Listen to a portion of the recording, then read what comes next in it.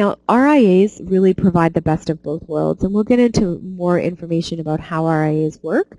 But from a checkmark perspective, they certainly do provide that immersive content and those visual elements that users expect on the desktop and that support for large quantities of data.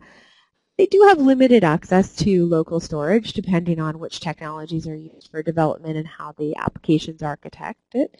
And there are still some challenges in terms of business cases, but they really are minor because there are some established models out there today that work quite nicely. And what's really great is that they're not expensive to deploy. They're not expensive to redeploy. If you just point users to a website, they can make sure they have the most up-to-date version of your application. Difficult for data collection? Not at all. They are designed to interact with the user and to provide that rich interaction. And they're designed to be cross-platform, cross-browser, and even multi-device. So they're not something that you need to look at significant development for each profile of user, and no installation required. They're wonderful from that perspective. Also, if we look at the details on the cost and the deployment elements of RIAs, they are really easy and low cost, as I had mentioned, and they really give you the freedom that you have with a desktop application to design your application with the architecture and flow that you would normally design it for offline and present that online. Now, the only little, I would say, beige flag, not even red, is browser inconsistencies. They are still out there a little bit with RIAs simply because the technology and the developers tend to be a little bit new. So there are some minor challenges on browser inconsistencies. They really aren't to the same level as the HTML challenges. So let's take a look at an RIA that you may be familiar with. I think many people today have had the opportunity to look at mapping software online. Before Google Maps, which is a great example of a rich internet application, the way that you had to interact with a map was very different. You'd go to a website, you'd punch in an address, and then you would have a map pop up, but interacting with that map was very difficult and sometimes a very choppy experience. So users would have to press buttons and move arrows in order to interact with that map. Today, with Google Maps, if you go on there, you can do a search, you can get directions, everything's very interactive, and you can actually interact with the map. Now, this is just a map, but if I was interested in what was at point H, I could click and actually get directions to and from there. If I wanted to go north, I could just pull the map down and be able to see what's above it. It's a much more interactive experience. As well, another application that you may have used and is a great example of a rich internet application is Yahoo Mail. This is a great example of an application that was a web-based email program that was really using standard HTML type technology that last year did a quick, pretty much an overhaul of their application to really make it more rich internet application based. Now if you use Yahoo Mail, you have all the same functionality you'd expect on your desktop. So you can drag messages from your inbox over to a folder. You can right-click and get different options. It's really a very cohesive experience for users. Now that we've taken a look at a couple of examples, let's look at rich internet applications and dig into the guts of them a little bit and talk about how they work. So one of the things that makes rich internet applications unique is the fact that they provide the opportunity for logic, so the processing components of software, to be able to be split across both the desktop and the server. So what this does is it makes your application more responsive because you can push some of the work out to the desktop to do. So by having a small footprint on the client's desktop, you're able to do some of those interactions and some of those changes in real time without having to wait for a pushback to the server. So in a typical HTML website, everything's sitting on the server, and every time there's a request put in, it requires everything to travel from the desktop back to the server.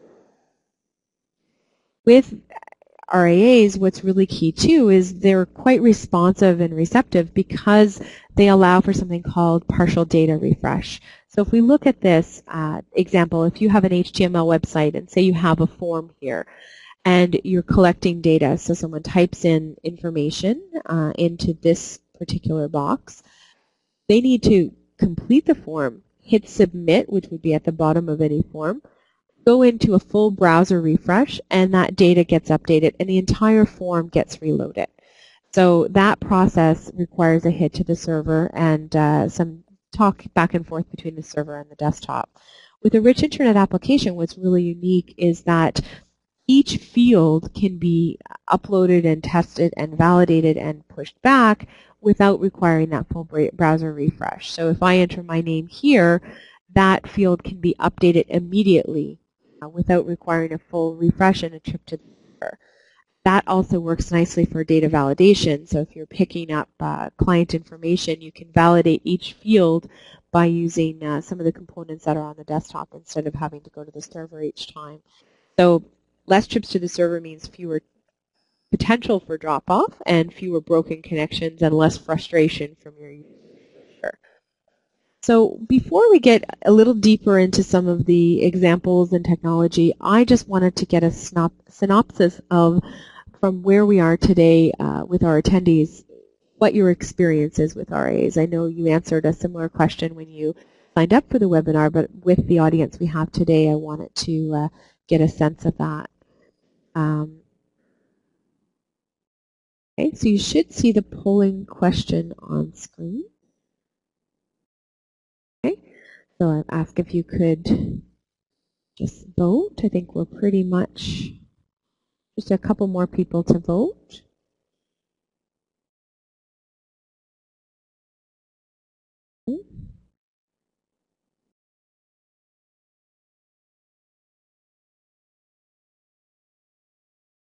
All right, so if we look at the breakdown, probably about 2/3 of our attendees today have not already developed or deployed an RIA. So I hope this session will provide you some inspiration for moving forward with those types of developments. Okay, so I'm going to go back into the presentation.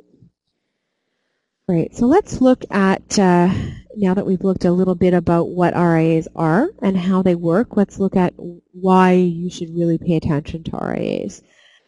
This is a major stat that I'm sure a number of you have seen before, but what's really interesting about this is Gartner Group, which is a company that is an analyst firm that tracks business applications. They really are looking at rich internet applications as the wave of the future, and by 2010 are predicting that at least 60% of new application development projects will include rich internet application technology. So that's definitely a strong indication that that's a technology you'll want to look at. What's interesting, if you look at the numbers today in terms of application development, I'd say that rich internet applications are probably showing up in maybe 15 to 20% of application development. So within the next 3 years, you're going to see some very substantial growth in this area and a big change in the way that applications work. And about 25% of all of those that will use RIA technology will rely primarily on RIA technology. So this is going to be a really strong trend in the market. And nothing speaks better than results. So if we look at retailers that have rolled out rich internet application technology today, and retail is one area that has really jumped on the bandwagon quickly with rich internet applications because of the impact it directly has on the bottom line. So if you look at this survey from the e-tailing group, 85% said that RIAs enhance the customer experience, and 65% increase conversions. And by seeing something that increases conversions for that large of a population, it's definitely something to pay attention to. And I wouldn't necessarily sneeze at the other results as well, with reducing returns and increasing average order size. All of those three less components significantly impact a retailer's bottom line. So that's definitely something to keep in mind. If we look at the key benefits of rich internet applications, the first benefit that you will want to look at is reach, and that is really key. This is an application that you can reach any user on any platform, on any device. So being able to ensure that consistent experience for users and that ability to get at and interact with your application is really key. The other second element that is really interesting is the fact that you can deliver that immersive, really graphical, branded experience that marketers are clamoring to provide to users. And you don't have to make sacrifices in what information is communicated. If you've got a really great TV spot you want to incorporate into your application, if you've got audio, really rich video, it's no problem to do that and to deliver a really nice experience to your users. So that's a great way to reuse investments that you have in other content as well. So the third element is really the responsiveness of the application, and it's looking at responsiveness in two ways. The first is that ability for the user to have that seamless experience, so the application reacts the way that they expect it to, as well as the responsiveness to entice the user to act. So both of those elements are really key when you're looking at the benefits. If we look at, again, just a couple of examples from an ROI,